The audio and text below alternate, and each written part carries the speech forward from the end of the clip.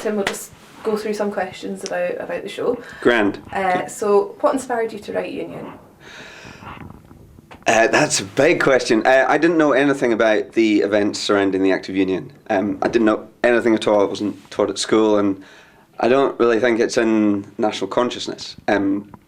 So in 2008, I decided, well, let's just have a look at it and see what this Act of Union was about. And as soon as I started doing some research online, I found this cast list, which were amazing. So queens and spies and poets and writers and revolutionaries.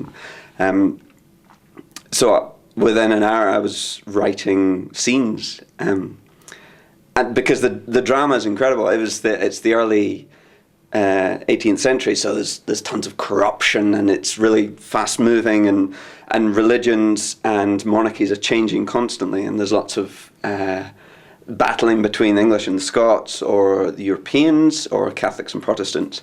So it's a very chaotic time to get your head around.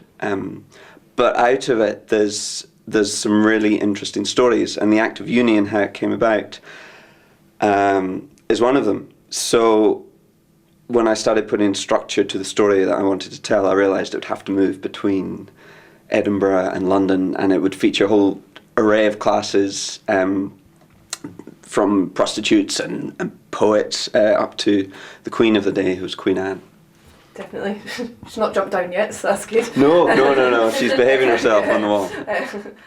So how do you feel the theatre community is addressing independence in Scotland? It's very active. I mean, there's all sorts of groups set up, like National Collective.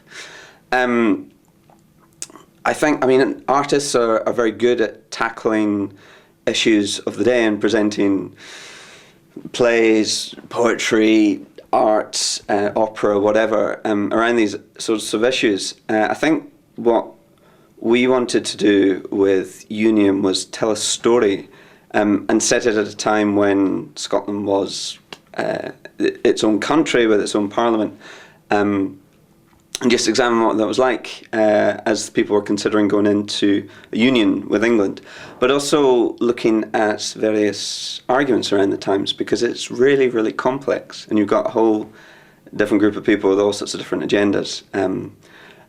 So I think for anyone looking at what's going on currently politically, it's essential to know your history. But also this is just a piece of theatre, this is a story, so we're trying to take care of the dramatic part of that and see what audiences make of the play, really. Yeah, and you've sort of touched on this, but do you feel Scots are aware enough of their history, like events like this? I've no idea, I'm not. I don't know enough. Whether that's taught at school or not, I don't know. There's certain chunks of history which aren't taught at school. It seems vital to understand how we went from being an independent country in 1706 to joining with England in 1707. That's great. So, the play makes use of Edinburgh as a setting, and was it important to stage it in Edinburgh for you? Or to stage it in Edinburgh? Yeah, to have it presented its world premiere in Edinburgh, was that important? Absolutely, yeah. It's the events of the times took place here. The Scottish Parliament signed their country out of existence here, so it's essential to present it to an Edinburgh audience, and I'll be absolutely fascinated to watch it with a variety of audiences and see what they make of it, and hopefully talk to them afterwards and hear their opinions and things. Great. So, you've got characters like Queen Anne and Defoe as well. Are there challenges to writing such famous parts and trying to communicate your own vision of them, or try to stay true to them, that sort of thing? Oh, absolutely. I'm sure I've done them a huge disservice, because they're real people. And you're dealing with people like Alan Ramsay, who was a fantastic, extraordinary, gifted, lyrical, hopeful individual, and this literary entrepreneur who set up magazines and founded poetry clubs, and was really a sort of father figure to people in what subsequently became the Scottish Enlightenment, including his own son, who was a very famous portrait painter. in later years, and David Hume, who was the philosopher, and Adam Smith, who, of course, we all know from Wealth of Nations.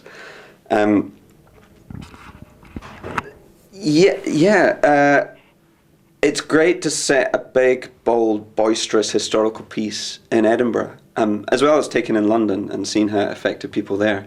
But I'm fascinated with how audiences here will respond to the piece. Yeah, no, definitely. And so you've done a bit of sort of film work before and things as well, haven't you? Is that correct? I have, yeah. Yes. I was going to say, was it important to stage the play as a piece of theatre rather than a film or in another medium? Or was that just how it came out for you? No, that's a great question. I think theatre... It's important to understand what the different media can do. I think theatre still, even though we're such a sort of visually obsessed culture now, theatre still offers the widest possibilities for storytelling. And you can tell epic tales on a big scale.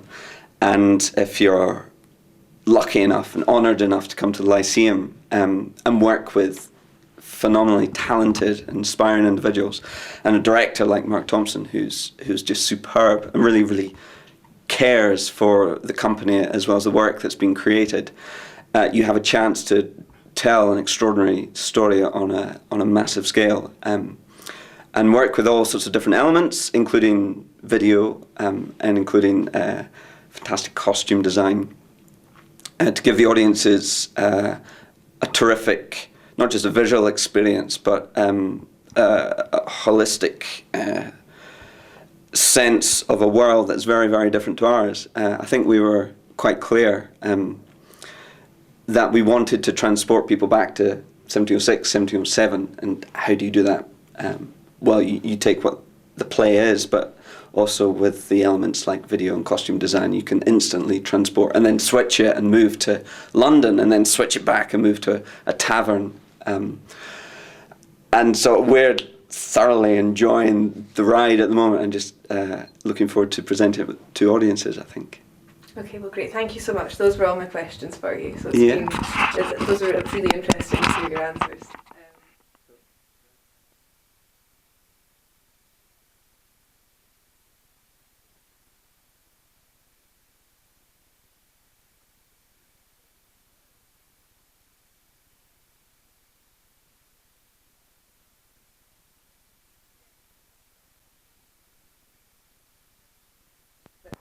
Is that recording? Yeah. So if you could go through just basically the process of how the play first came about and its journey to here. Yes, indeed.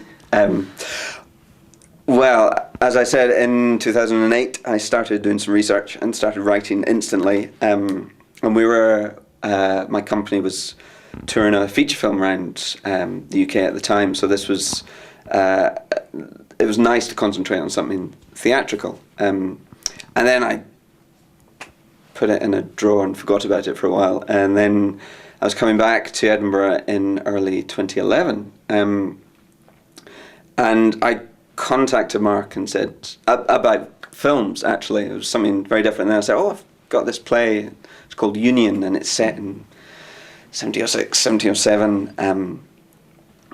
And so we met up and we had a chat, and then as conversation wore on, he suggested the idea of doing a stage reading of it and seeing how audiences would respond to it. And it's really interesting looking back now, because we're now in 2014, and obviously this year there's a lot happening politically. But in the start of 2011, there was still a minority government in Scotland, and there was no sort of mention of any referendums or ideas of independence or anything.